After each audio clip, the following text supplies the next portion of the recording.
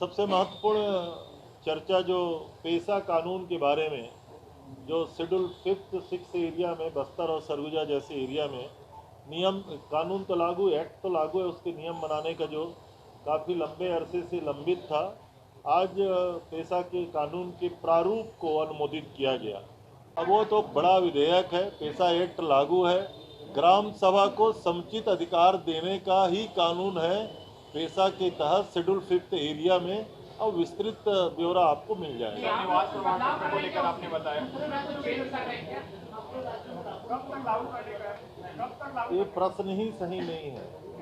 पेशा एक्ट है, अपने अपने राज्य अपने अपने तरीके से उसमें नियम बना रही है।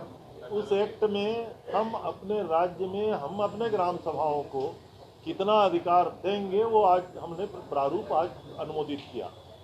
वो मांग करते रहे कि गाँव में ग्राम सभा को ये अधिकार मिलना चाहिए, इसीलिए जिन बिंदुओं पे उनकी मांग थी और हम लोग भी जिसको आवश्यक समझते थे उस पर आज प्रारूप बना करके उसको अनुमोदित किया गया।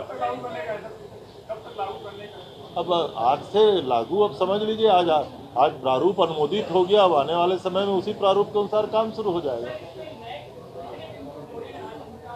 अब ये बहुत विस्तृत कानून है, ग्राम सभा को हम कितना अधिकार दे सकते हैं, ऐसे कितने अधिकार होंगे जो पंचायती राज एक्ट का वो ओवरलैपिंग मत करे, ऐसे भी अधिकार हो सकते हैं जिसमें आईपीसी सीआरपीसी की धाराओं को ओवरलैप ना करे। तो उसको विचार करके विभिन्न बिंदुओं पे हम लोगों ने ग्राम सभा को सशक्त बनाने के लिए ये प्रस्ताव पारित किया है। राज्य में दलहन फसलों की पैदावार बढ़ाने के तहत इसी वर्ष खरीफ से समर्थन मूल्य पर हम अरहर की खरीदी करेंगे, उड़द की खरीदी करेंगे और मूंग का मिनिमम सपोर्ट प्राइस पर खरीदी करने का आज निर्णय लिया गया। दूसरा सर्वाधिक महत्वपूर्ण विषय ये है कि जिस तरीके से बिजली बिल हाफ योजना और 400 यूनिट तक खपत में आधा बिजली बिल का जो हमारी सरकार की योजना है, उसी प्रकार हमारे गौठानों में जो बिजली का बिल है उसको इस योजना के अंतर्गत शामिल किया जाता है, नंबर 1। और गौठानों में स्थापित होने वाले रूरल इंडस्ट्रियल पार्क जो हम अन्य गतिविधि संचालित करने के लिए ग्रामीण औद्योगिक पार्क बनाने जा रहे हैं, उसके बिजली के बिल को भी जिस तरीके से 400 यूनिट तक आधा करने का निर्णय लिया गया उसमें शामिल किया गया। तीसरा महत्वपूर्ण निर्णय ये है कि निवास प्रमाण पत्र की प्रक्रिया को तर्कसंगत बनाने के लिए इसका निर्णय ये लिया गया कि शिकायतें आती हैं कि